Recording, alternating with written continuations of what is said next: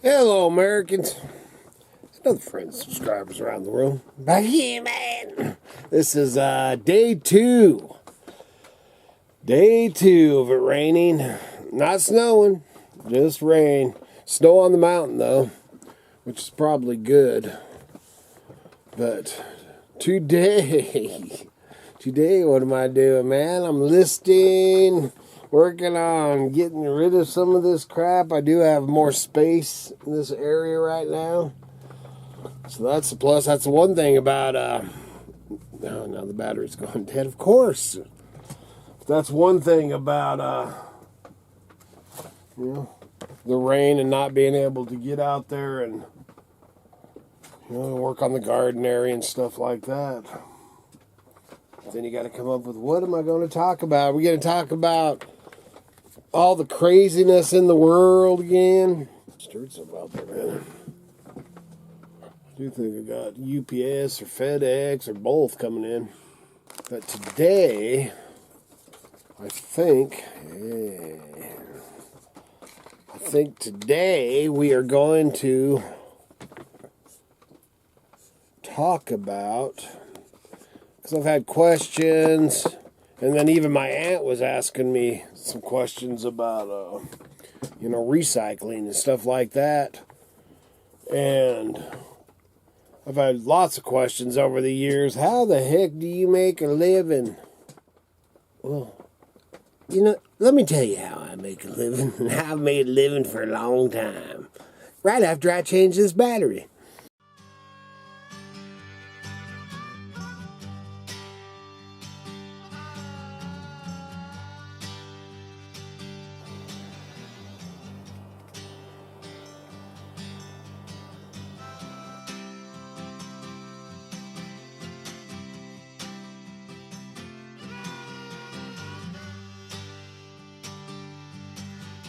Okay, I got that battery changed and went over and visited with Miss Kitty for a minute. She's over at the cook shack. Then I was talking to her and telling her, I was going to do this video and where should I start? Because I was, questioning myself where I should start. Hold on a second. Should I start when I was a kid and how I got to be where, the person that I am today, I guess. And the only thing she says, I don't know if you should, start from way back, come forward, or if you start now and then talk about coming forward. But she says, but the one thing of how we make a living is, and it's taken us years to get there, because we've been together for more than half our lives, So, for the one thing was to make our lives where it didn't cost us much money to live. That was the main thing. Our biggest purchase ever in our lives, way back, buried ourselves in a, fancy house that then, that was when the big crash and all that crap and everything, man, thought we had everything and ended up not owning nothing, because the building, it was just a nightmare. I ain't even talked about that. I know, man, you get me going on that, we'll go in a whole different direction. But the biggest purchase we've ever made was this property, was the creek bottom. Second biggest purchase we've ever made was her car. That's the two biggest purchases I've ever made in my life. And the car was something that I've always, in 36 years of being married, I always wanted to buy Kitty whatever car she wanted, man. That's when we bought that car, it was whatever you want. I don't care, man. A Camaro, Charger, Dodge Charger, an old classic Camaro, because she always loved the old 69 Camaros. Anything she wanted, which is what good the Camaro wouldn't do me up there. But anyway, that's a whole different See, I always go, there's always all these avenues I could take, man. So, but anyway, so the biggest thing is setting yourself up to live as cheap as you can, you know. And we bought this place, you know, I don't know what it's been, 14, 15 years ago. Bought this place on, you know, which good luck finding it now, you know. Thank the good Lord that we did it when we did it. And that was an owner carry on a 10-year note, you know. They would have it paid off in 10 years, man. That was, you know, 4 or 5 years ago. So we are 100% debt free. That makes a huge difference. You know, it doesn't take much, man. If you own where you live, you own your cars, you know, everything that we have, we own. You know, that I ain't trying to say, oh, you know, I'm so cool. You know, dude, it took me a long dang time. Long time, man. And there's times when you're chugging along that you think, oh, man, I ain't ever going to get there. But you can. You know, property prices and all that stuff. The way this world's going now, like my kids and all that stuff, it just really just breaks my heart. You know, man, my kids, the prices of things, I don't know, you know, when and if. I know Kevin and Briquet are trying to buy a house now, and it's ungodly amounts of money. So anyway, so that's where we're at now. That was Miss Kitty's thing, you know. So now let's go back. Let's wander on back to that little hillbilly. Back when he was about 14. Back when I was about 14, you know, and I grew up, I guess we'd start all the way back when I was 6 years old. When I was 6 years old, and this is where my work ethics, you know, everybody always said, man, you're always working, always working. Well, at 6 years old, after I got out of school at 3 o'clock and had to be at my grandpa's house to work by 4 o'clock. And then I worked usually 4 to 6 or 6:30, you know, and that was pulling parts to load onto his truck, you know, because he sold auto parts out of a truck. And I did that 5 days a week for my whole childhood, you know, so that's where the work ethics things come in, you know. And then, you know, did a few little yard sales and stuff on the side when I was, you know, young, man, like 10 or 12 years old. So then we go to about when I was 14. I went to live with my father, against my better judgment. You know, you ain't very smart when you're a kid. But anyway, so I went and lived with my father. And he, at the time, man, had a waterbed lighting store. And so we went and set up at the flea markets with the lightings, you know, man. It was like lava lamps and mushroom lamps and fiber optic lamps and stoplights and all, you know, all these, you know, 70s, 80s old lights that you see in a lot of the old movies and stuff like that. You'll see them. And on the side, man, I had a little table where I'd just sell little junk stuff. So that went on, man. You know, he did whatever, I did whatever. And at 16, I was on my own. You know, I won't get into that, but basically I've been on my own since I was 16. And at 16, met Kitty when I was 15. And at 16, I was still doing the flea markets a little bit, but then I started doing the flea markets, you know, a couple times a month from the time I was 16 till, I haven't done too many in the last probably 10 years, but I did flea markets always. So, man, so I did, you know, that's, you know, extra income, man, for fishing and doing whatever.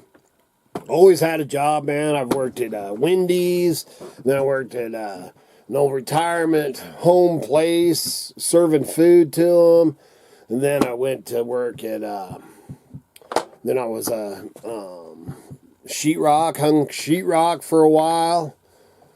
What else have I done? I worked in the mill for a couple years, you know, feeding a finger joint machine. What else have I done? And then I went and started framing. And then I was electrician apprentice. The whole time, man, I'm, you know, on the side, on the weekends, not every weekend, but once a month, man, maybe, you know, once every couple of months, whatever, man. I always collecting junk, man, always, always, since I was a kid. You know, I used to bring home the rusty stuff and was dumpster diving and stuff when I was 7 or 8 years old. You know, I mean, I've been, this junking thing's always been part of me. So, worked the mill, then, like I said, framing, and then was electrician apprentice. Then I went and was a mobile home service guy for about a year. While I was doing that's when me and Miss Kitty got married. So, however long ago that, 36 years ago. And still doing the flea markets on the weekends, man. You know, and then that's when Miss Kitty started doing the flea markets with me. So we've always done the flea markets, you know, for always, man. I've been doing flea markets since Miss Kitty's met me, you know, and before. So always doing the flea markets, man. That was always kind of our fun money, you know, whatever we could pull in at the flea markets was kind of our whatever money, you know, and making whatever. Man, Miss Kitty was a bank teller, and she was she worked at Taco Time when we first got married. Taco Time, and then bank teller, then interior designer. She's, you know, worked in construction. I mean, we both have done just all kinds of stuff, but always doing flea markets on the side. Remember that. You always got to put that in your memory bank there. So that went on, you know, and did that, man. Then I went and drove for Henderson, so I started driving truck. Went from the trying to remember all this. Went from framing and all that. Went and worked it. They all worked in a cabinet shop for just a little bit. And then I went to work for driving truck, and I drove truck for Henderson Will for 5 or 6 years. Left there, went back to framing. Went to framing, and then I was doing, after framing houses, I don't know, a few years there. And then I went to, was doing kind of a handyman thing, and then I was doing roofs. Then I roofed for quite a while. And then I got back in it, you know, never gave up my CDL, man. Once I got my CDL, I just kept it. I still got my CDL. I wouldn't give up my, and that's like having a college degree, man. I would never give it up till they take it from me. And so then I went back to driving truck. Let me think what I do when, I drove, delivered cars. You know, always doing flea markets on the side. And delivered cars, and jeez, man, I'm skipping something here. Oh, from the time, wait, man, we gotta go back. Gotta go back from when we. So I was always just doing the flea markets. So then, what was I doing when I decided to do that? Then I was doing the handyman thing, and then I was doing roofs. And somewhere in there, you'd have to get I'd have to sit down and write this out on a piece of paper to try to get the dates and get it, because it's all jumbled, you know, especially in this old mine. But in that thing there, you know, I'm trying to remember what I did or what I was doing when, I don't remember what I did between framing houses. And then Miss Kitty was pregnant with Kevin D, so our third child, you know. Like I said, we could go way into it, you know, the whole life story thing. But while she was on bed rest for, I think it was 6 months, I had the never-ending yard sale, you know, because I'm a junker. And so, man, I just quit doing whatever I was doing and sold stuff out of my garage in this little house that we had. this little farmhouse deal, man, and I called it the Never Ending, and it was in Boise City limits, so they were messing with me all the time. But I called it the Never Ending Yard Sale, and I sold stuff there for, man, way over 6 months straight every day, other than when I'd go to the auctions to buy more junk to sell. So we did that, and then she had Kevin D. And then, you know, I've talked about it on here before. Man, that's when I told her I just want to buy a motorhome, and I want to move into the motorhome, you know, the 5 of us, and take off cross country and live in this motorhome and just do flea markets and antique shows. And Miss Kitty, you know, and I was just kind of young and, you know, kind of a shit. But she's all, there's no way that you could do that. She said, so if you, for 1 year, till Kevin D, I'll go back to work and you take Kevin D and the girls, you know, neither one of them are in school. You take Kevin D and the girls, and if you can take care of them for 1 year, I'll move into the motorhome. So I took Kevin D, man. I had him in a backpack. You know, man, we're talking about, he's like a month old. Had Kevin D in a backpack and had, you know, Katie and Cara on each hand. And we did 3 to 4 auctions a week that we would go to them. And then I'd do one that I sold at. And then they'd be with me. And I set up at a flea market. I was doing a flea market out, what would that be? East of Boise. Weird flea market thing out there that I set up in. And I did that. And so for a year, actually over a year, I did that. And then when it came to the year, you know, and that was October, I told her, all right. So now I just did it for a year, and she, you know, she's blown away. She's like, well, I guess we're moving into a motorhome. And we moved into, or I bought a motor, you know, in the process, as we got close to the things. I worked out the deal and actually traded for a motorhome. Traded the car, man. We sold everything. Washers, dryers, refrigerator. I mean, we sold everything. Sold out. Got the motorhome. Traded for the motorhome. And then we moved into the motorhome, and we pulled out, I think, in November, you know, in winter, straight into winter, living in a motorhome. That was fun. So, took off that first winter, man. The motorhome, it was bad winter, cold winter. And it froze up. We were wanting to go to Yuma, Arizona, man, but everything, there was, man, the pipes underneath, man, had ice like this on it, and, man, it was kind of horrifying. So we hobbled along through that first winter, man. It was tough. I don't think we got it out of Idaho. You know, just did the shows, maybe over to Oregon, done a couple of shows and stuff. So we're running around doing these shows, you know. Back then, flea markets, man, we did good at flea markets, man. We made a lot of money at flea markets, so it was pretty good living there.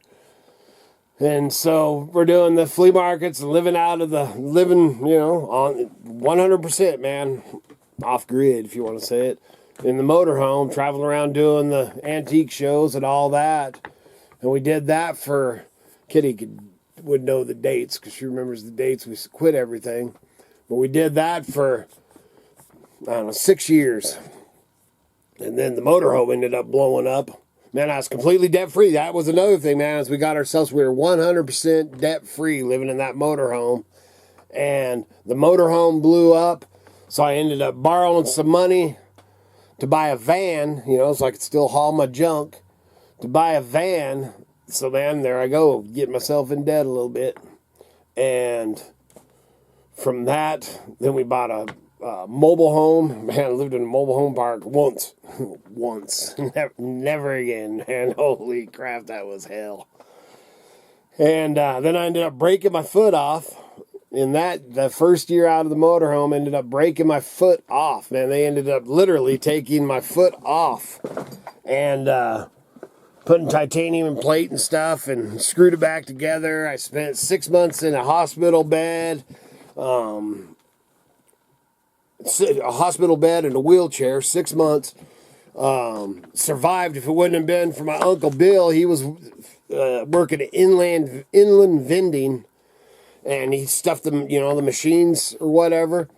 And at the time, so I was down, and we ended up moving into a warehouse because I had this warehouse, man, no bathroom, no running water, no nothing. Moved a hospital bed and stuff into this, called in a portable toilet and all. Man, dude, I'm really getting into this. So then, if it wasn't for Uncle Bill, because we've tried to get food stamps, one of the only times ever that I tried to ask for help and tried to get them, and they told us we made like $10 too much money. So I wasn't able to do that. So here we are, man. Dude, we're just barely surviving, man. We got 3 kids. We ended up putting them in school because we were homeschooling until the motorhome blew up. And then, so Uncle Bill worked at this inland vending, so he'd bring these, man, I remember these jalapeno hamburgers they had, man, they were the best. But he'd bring us all this, because he had to take stuff out of the inland vending because it, expired or whatever. And we survived off of that inland vending reject stuff for months, man. So thank you, Uncle Bill. You saved our lives. I don't even know if he ever knew that. But that was it, man. That was, of course, a little bit of money here and there. And this is before eBay, man. There was no eBay. This is before that. But eBay was coming along, man. It was working along, and I still, once I got to where I was out of the wheelchair and on crutches and stuff like that. And the funny thing is we'd tried to get a loan on a house or whatever. The mobile home I ended up selling to Red. Red moved into the mobile home, bought the mobile home that I was buying. And then he realized he couldn't live in a mobile home park either, man. They suck. If you're in a mobile home park, I'm sorry. But, so anyway, couldn't get no help from the government, nothing. The only time that I really ever asked for any flipping help from anybody and couldn't get crap, man. And I was broke, man. I broke my damn foot off. I was in a wheelchair. And I'll tell you what, people are ruder than you would ever believe to people. After that, man, I have 100% whatever for handicapped people and stuff like that. Because when you're in a wheelchair and stuff, you would not believe how rude people are. I could tell you stories about that too, but we're trying to stay on the course here. But so anyway, so I'm down, man, in a wheelchair, everything like that, and broker than broke. And did we buy a house? We end up buying. This is back when they were doing it. They planned it, the banks and everything, man. It was all planned. This is before the big crash. And we ended up buying this fancy house. Unreal. Man, we're just like, wow, man, living up. I was still on crutches, man. And when I went and looked at the house, I was on crutches. So then we got out of that. And then, all of a sudden I had credit, man. A hillbilly with credit, that ain't no good. So then I went back to work. Man, what did I do then? I don't know. Always have had work of some kind. Man, I don't know if I was doing the handyman thing or the, I think I went back and was doing roofs, because I did roofs for, man, I don't even know, 3 or 4 years. I hated it, man, but I was good at it. So I did roofs, and then I went back to, then was when I went and drove, car hauler. Drove car hauler trailer. Like I said, I never got rid of my CDL. And always doing flea market. You gotta remember, I was always doing flea markets here and there. Not even on my crutches, man. Doing flea markets on the side. Always. So then I did that. Oh, and then I went to work for the county. I quit or stopped driving truck. Man, I was sick of it. Stopped driving driving truck, man. I think total I've got about 10 years of driving, big rig under my belt. And, man, it's just, if you're a single guy and didn't ever want to be home or do anything else, you just want to drive that truck, man, that's a good life. But other than that, man, married life, all that, that's a tough way to go. So anyway, I got out of that truck and then went and worked for the county for a while as a seasonal. And man, loved it, man. I was like, oh, dude, these are my people, man. There was a bunch of rednecks, man, rednecks and hillbillies, man. I was like, oh, yeah, this is it. And then, man, they kept me on. They wanted to hire me full time, but they had to go through all the motions, you know, because it was a county thing. And all right, man, they kept me on longer than any other temps or whatever, and let me go. So I went and talked to my Uncle Bill, because he's got tow companies, and told him, man, I'll come drive tow truck for you. So I went and started driving tow truck, dude. And a week after I started driving tow truck, the county called me back. Oh, Kevin, man, we got a place for you. And I was like, no. I just told my uncle that I'd go drive tow truck for him. You know, which now where I'm at, if I would have went with the county, you know, it's probably a job I would have kept. Man, I had a lot of good, you know, everything, paid vacations and sick days and holidays and all that. I mean, it was a career type job, you know, that you'd work into. And, you know, I was like, no, man, I went and drove tow truck. So I went and drove tow truck for a couple years. And then, you know, went from that, quit doing that, and then scrapping, man. A lot of dang scrapping. I think that was about when, you know, that was the other thing I didn't even talk about, man.